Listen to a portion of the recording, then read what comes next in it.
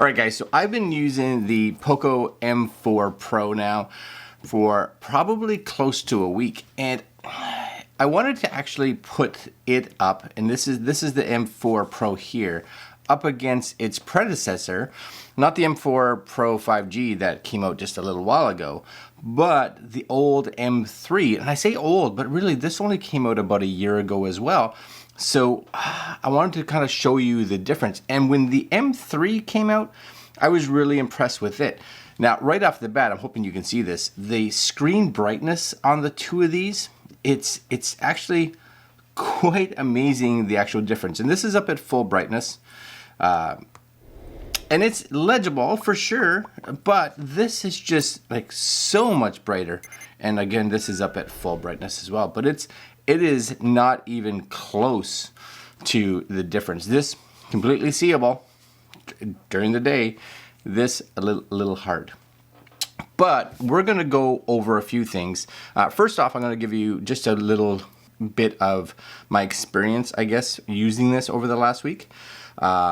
Then we're going to do some benchmark tests between the two so you can see the improvement from the M3 to the M4 Pro, the new 2022 version with the updated camera and specs.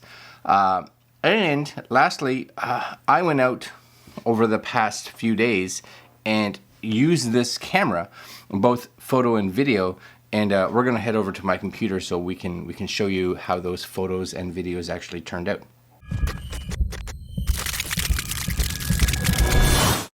So first off, let's just move the M3 away for a second. This is it here. This is the M4 Pro. And honestly, you know what? If I had to use this as my day-to-day phone, I'd have no problems with it.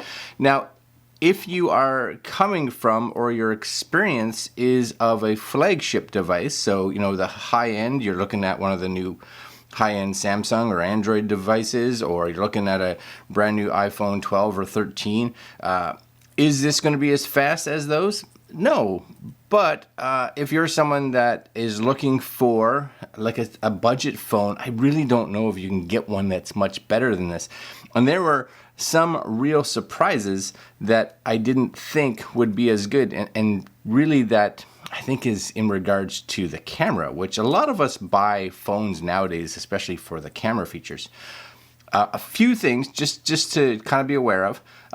Right out of the gate, it comes with a bit of software, but it can be installed. So I would go through the applications here and just kind of get rid of anything that you're like, I won't use that, because they're going to take up space. There is still a lot. Again, you can get this as a 6 gig, 128 gig version, which is what I have, or you can get an 8 gig RAM, 256 gig version. 256 gig, I doubt will be an issue for really anybody, especially if you're buying a budget phone. But still, there's a little bit of games and things like that you're like, I wouldn't use that. That's your first heads up.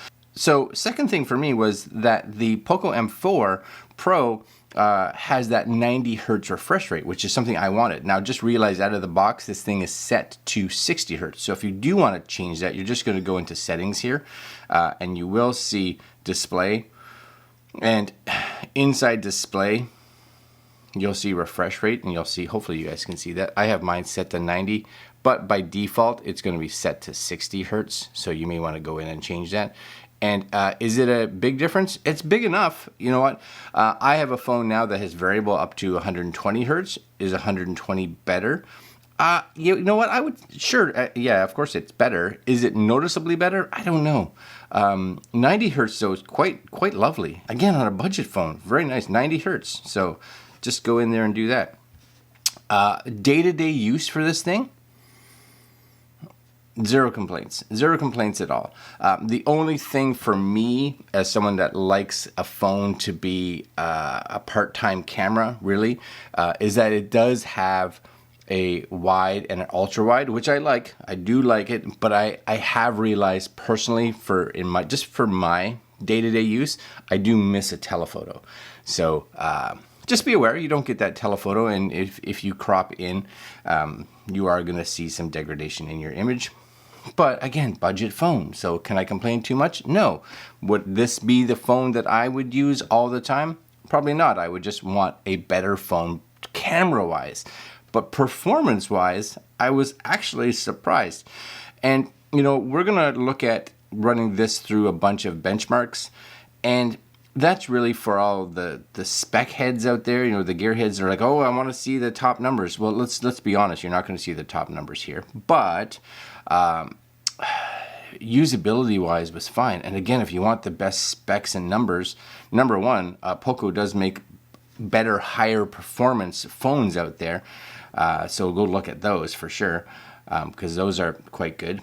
And this is like again a budget phone. This is budget. Okay, so let's go here and do some benchmarks, shall we? So I'm gonna make sure that everything is off on these. So make sure there's nothing running in the background. All right, and again, hopefully you guys can see these. M3 on my left, M4 Pro on the right, and number one, we're going to bring up good old GeekBench. So here's GeekBench here. I'll just do a search here because I know it's here somewhere. GeekBench, very cool. And you can even see just when it starts. Hopefully you guys can see the specs here. So Android 11, right? This is going to be your processor. CPU Qualcomm. This is the CPU ARM MT6781. 4 cores at 1.8, 6 cores at 2, and cluster 2. This is 4 cores at 2, and this is 2 cores at 2. So faster cores, but my guess is that you're getting 6 high performance and 2 low performance, and this one was 4 and 4. So number one will run the CPU, and I'm gonna run this, but we will fast forward it for you guys so you don't have to kind of hang tight here. Ready? And go.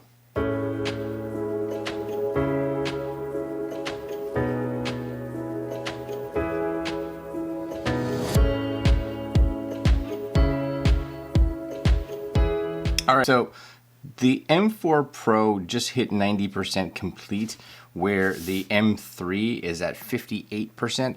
So we can see even just speed-wise how much faster the M4 Pro is doing running the actual benchmark. All right, 100%, 74%. So that's pretty good. That's pretty good. And we're seeing a single core score on the actual M4 Pro at 524 and a multi-core score at 1851. And we'll just wait to see how the M3 does. And that percentage difference may not feel like it's a huge amount, being that it was a 25% difference. But in regards to weighting, that can be a huge difference if you're using any of this for processing. So I've been waiting here now for probably another minute or two, and we're still only at 93%. So definitely an added speed bonus is nice. All right, here we go. Finally finished. So what did we get? 308 to 524 and 1340 to 1851. So that's definitely a nice increase. So let's go back here. We'll do this again, but this time we'll do the compute. So we'll run the compute scores on these. And again, same resolution, looking at 1080 by 2340, and this one's 1080 by 2400, so really close. Display PPI 409, 441. Actually, it's a little better on the old one, 441 versus 409, but still both over 400, so plenty. And again, we'll run the compute benchmark. Ready? Tap, tap. Good. I gave this one the benefit of the doubt on this one, and we'll wait.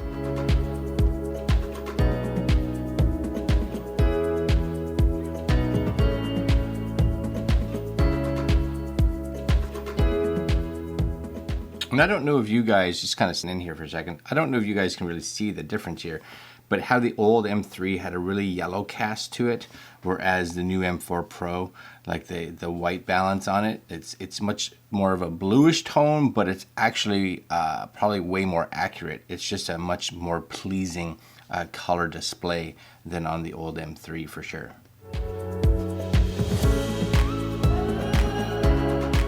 All right, so again, this one just finished 100%, whereas this one running the compute, we're only at 58%. So definitely faster on this one, coming in at 1449 for the OpenCL score. you guys may be able to see some of the information here, and we will just kind of wait for this one to finish up.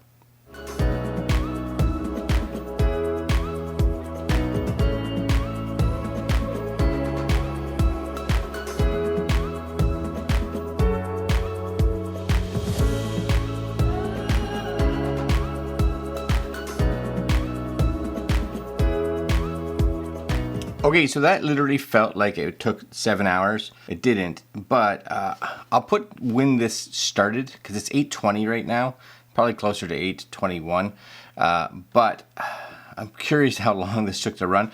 Look at that change. 382 for OpenCL to 1449. Like, that's an amazing difference. Like, such a huge difference. Now, I'm gonna have to pause this recording because of how long this took. My camera can only record 30-minute sections, so I'm gonna let this cool down for a second. Okay, so back. Let's close out of these. Make sure these are all shut down. Now we're gonna run 3D Mark. Now I was gonna run the extreme on these to show you guys, but I really don't think I want to take the time. So we'll bring these both up here, and there's 3D Mark here, 3D Mark. Now both of them have downloaded the wildlife test already. So these should be ready to go. So ready and tap. Yeah, even right here, you can just see it pulling through, just loading the actual render files. Now, just realize too, neither one of these are graphical powerhouses. So if you're looking at doing like editing work and high computational work, these you probably should spend a bit more money. But as you can tell, this one looks like you're going through a photo album. This one at least has some ability to do some kind of processing with graphic files. And this is a little more of a modern version of it. I did test the older version of 3D Mark, one of the older testing files, and this one actually played fairly smooth versus this one was playing more like that one. But like that's definitely, what are we getting? About 7 frames, whereas this is doing anywhere from 1 point something up to 3. A big increase again. We're probably 2 to 3 times. Here we go. So we got an overall score of 1095, average frame rate of 6.6. So not fantastic, but 6.6 versus 379. Again, we're almost 3 times an average frame rate of 2.3. So that's again a really big difference in regards to this. So if you do have an M3, I'd be like, yeah, this could be, you know, if you have a $200 bucks, 200 and change, this could be a very worthy update for sure. Last one that we'll do here is good old Antutu. So I think that is here. Just make sure. Tap, tap. Now I tested these before. We do the test again. You'll see that they run 2 different ones, but we'll still get an idea of, see, testing swordsman, testing marooned. I don't 100% know why they're doing this, but they are. So enjoy anyway.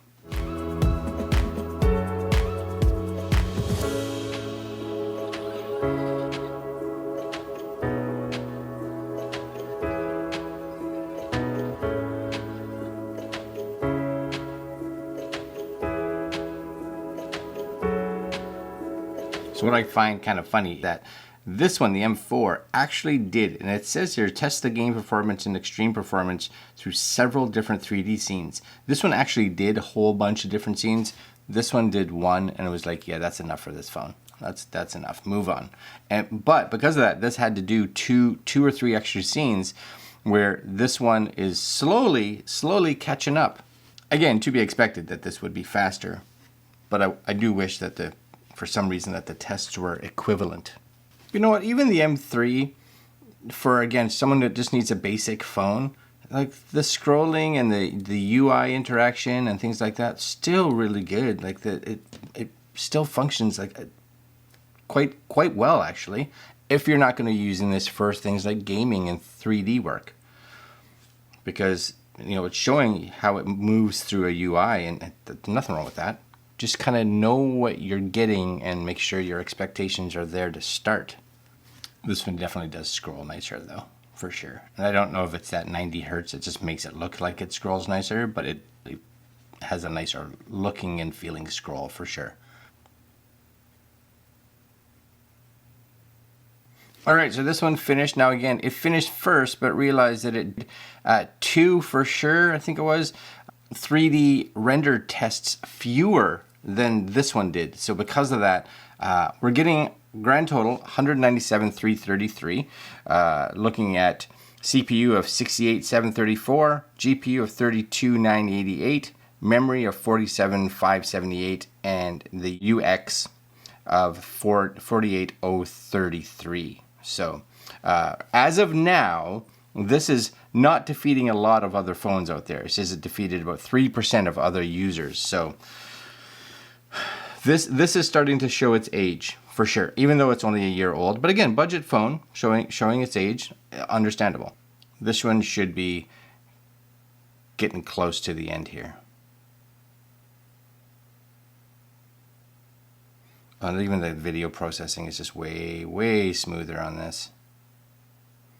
And honestly, even if the comparison in performance was close, which it's not, the screen brightness and clarity on this one is so much nicer. Grand total, look at that, 312. So huge, defeated 13%, right? A total of about 9%. 90 versus 68, 80 versus 32, and that's in GPU. GPU is its real strong point right here versus the old one. Memory 58, 47, so a little bit faster. And just moving through the UI and stuff like that, you're looking at 83 versus 48, so almost twice as fast. Okay, so we've got our numbers now for the actual benchmark tests. Weirdly enough, the M4 Pro is way faster in everything. So now we're going to go talk about the camera, and I'm going to bring my computer over, and we're going to show you some photos and videos. Just 2 secs. Okay, so I got my computer over here, and again, we've spent some time with this phone and using this phone as a camera. And the big one, of course, is the 64 megapixel.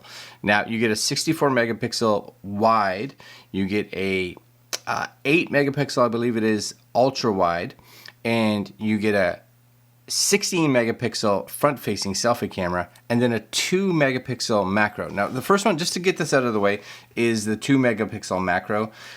Just so you guys can see it. This, in my opinion, is kind of a throw-in, just kind of a, here you go. Is it fun? Sure. So I'm just going to do a screen recording here so I can bring this up for you. And this is the 2 megapixel, right? Does it fill up the screen? Yeah, but you're looking at 1600 by 1200 resolution. So what are you going to do with this? I don't know. You know, it's cool. Like, you can get nice and close. Like, that's neat to get that close to an image. But, and these are all like macros.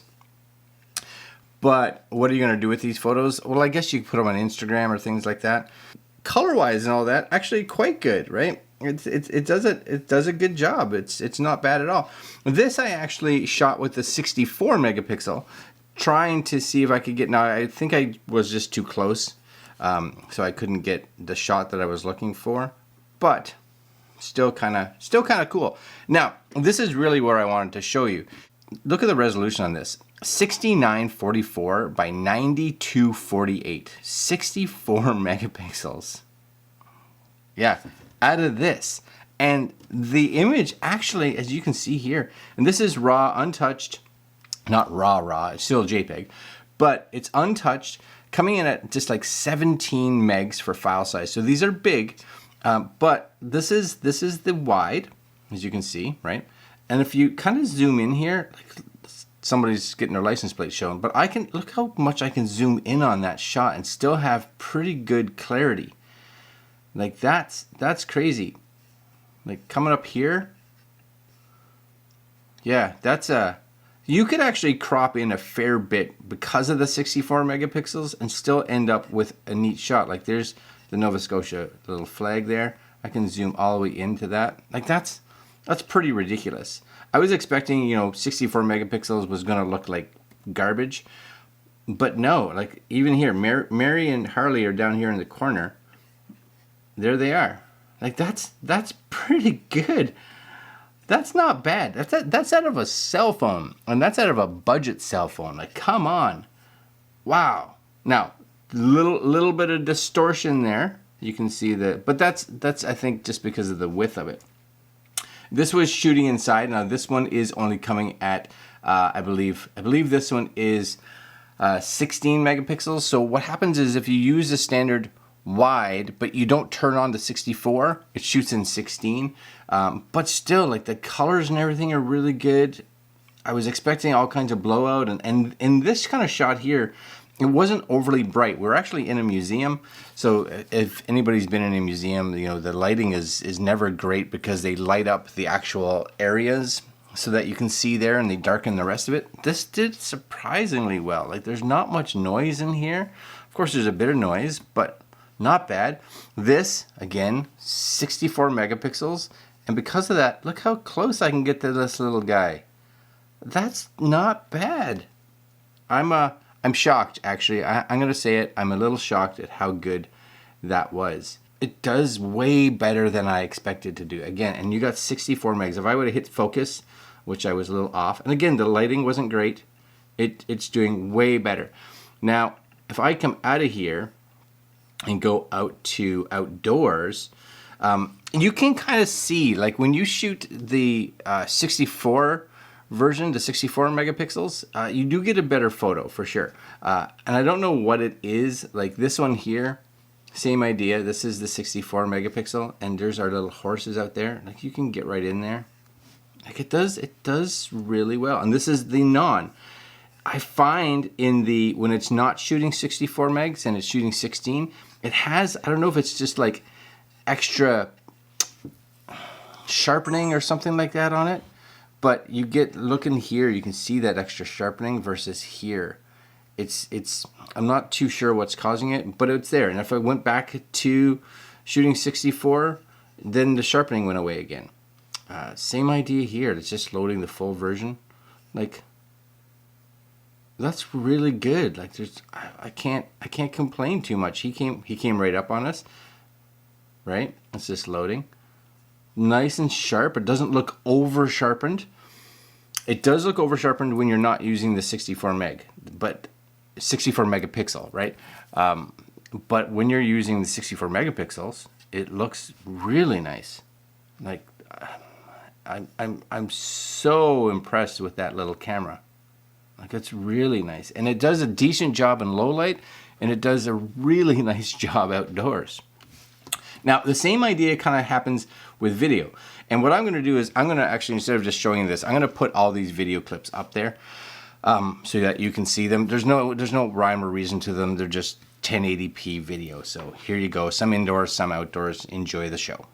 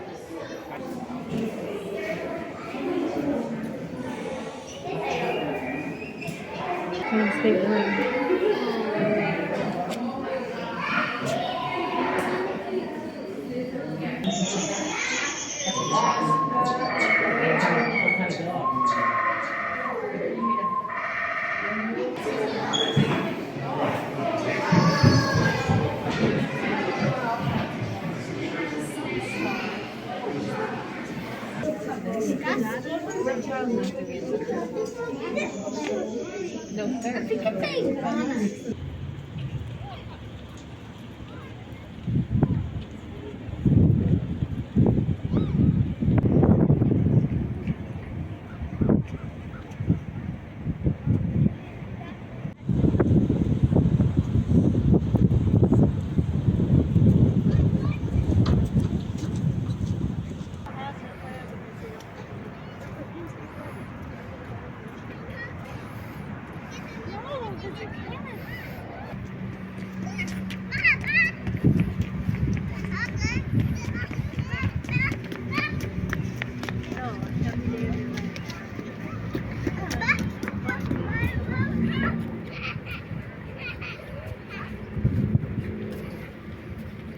Hi, buddy. Hi. Hi.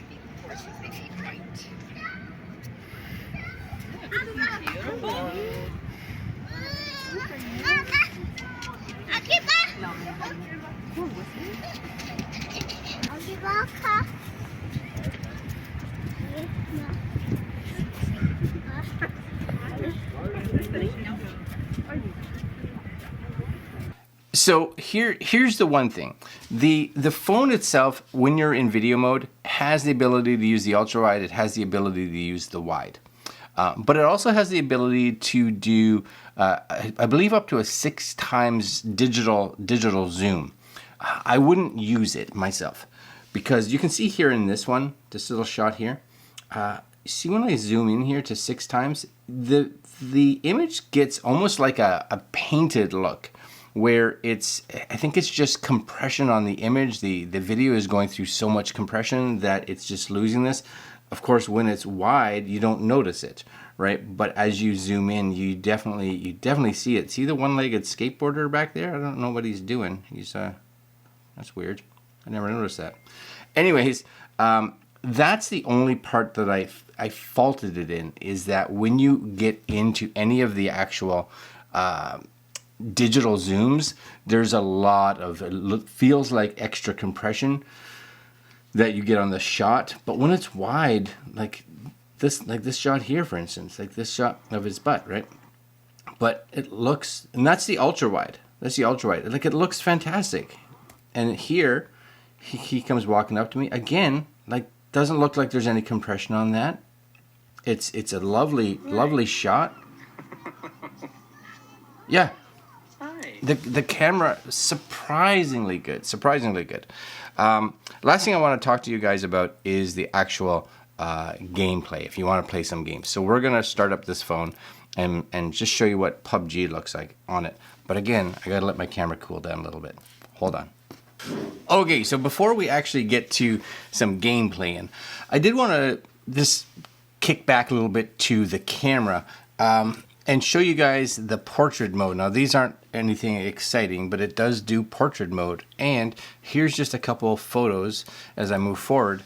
And honestly, I have to say it did a better job than I thought it was going to be. Both the rear-facing camera and the front-facing camera can both do portrait mode. Decent cutout. You have the ability to kind of move that f-stop up and down. So just so you guys can see it here, the camera up and you go into portrait, you'll see like a little, it looks like a little like an aperture ring that you can tap, and you can move this kind of back and forth, and you'll see up at the top there, it does show what aperture you're kind of shooting in. So all the way down to f1 up to f16. So just so you guys can see, if you actually go into your gallery afterwards and you find a photo that you took in that portrait mode. So I took a picture of Mary here. We were just fooling around, and you'll see there's that little aperture, so you can actually tap on it, which means that you can adjust it. Her eyes are closed, but whatever. You can adjust this back, and you can see that background getting more blurry and less blurry, depending on what you want. But once you do it, you just hit the save, and you get a nice portrait photo. It surprisingly, again, it worked really good. And this is something that can be done. There was me shooting with the actual front-facing camera. So again, you can kind of go in there, and there's that little aperture button right there.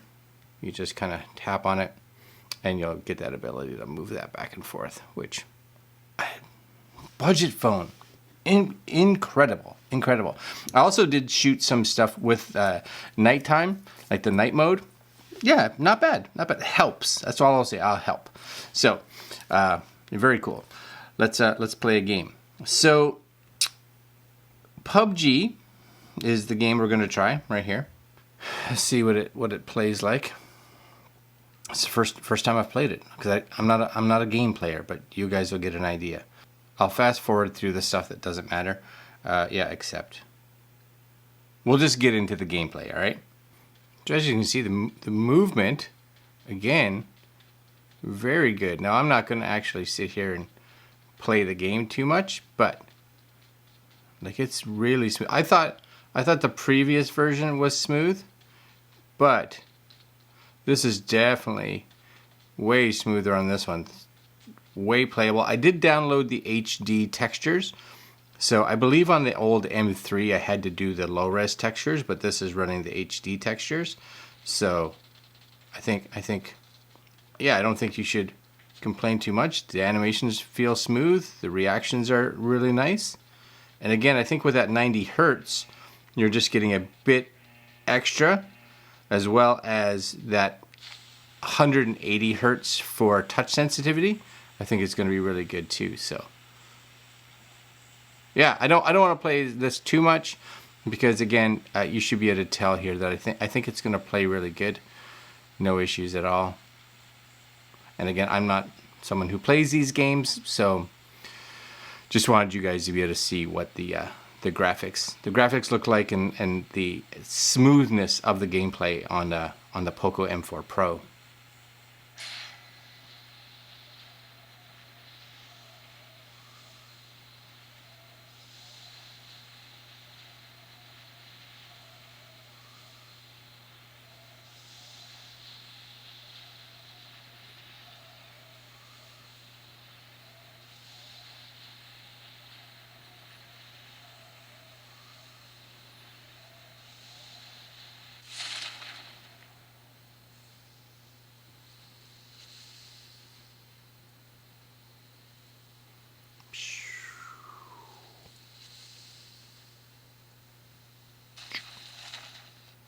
Oh, there we all are, moving around. I'm the naked guy.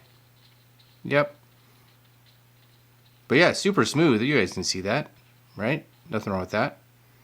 Very cool. All right, I'm gonna turn that off. All right, so what do I think of this? You know what? If you're looking for a phone, and this could be a phone for you, this could be a phone for your kids want a phone, your elderly parents want a phone, you want a phone, whatever, but you just want something that they can use Facebook and email and browse around on the net and hook into Amazon and do all. This is perfect. This is perfect. It gives them a really nice camera. Like, that's 64 megapixels, especially with that. Just realize the files coming out of a 64 megapixel camera are fairly large. Camera was surprisingly well. Just realized that it's HD video. Is that a big deal? Not for most. It's pretty good. Don't use the optical zoom. I don't think that's very good, but the standard is good. The macro on here, cool. It's kind of fun, but kind of a throw-in. I don't really think I would have any use for that. It's just the resolution is just not there at 2 megapixel. But the standard camera, really good. The 64 meg, good. 16 megapixel, really good. The front-facing 16 meg, really good. The 8 megapixel ultra wide, really good. I do miss the telephoto, but that's personal preference. Performance-wise, I think it is surprisingly good for a phone of this price point. If you have $200, $250 to spend on a phone and you want something fairly new because for whatever reason, maybe you broke your old phone and you just need something, it's just really good. Yeah, I'm shocked. I'm shocked. If you have any questions or if you've used the Poco phones, leave a comment down below. I'm a fan. I'm a fan indeed. I think you can't really go wrong. If your expectations are that you're expecting a flagship phone, then you probably won't be happy. But if you are expecting a budget-friendly phone, you're going to be pleasantly surprised at how good this is. All right, guys, I'm going to leave links down to Poco's website for you guys if you're interested in the Poco M4 Pro, and it's a complete win. Complete win. All right, guys, like, comment, share, subscribe, hit that little notification bell, and if you have any questions on it, let me know down below, and I'll try to get back to you. And if not, I'm sure somebody that has this will help you out as well. All right, guys, I'm out. Later.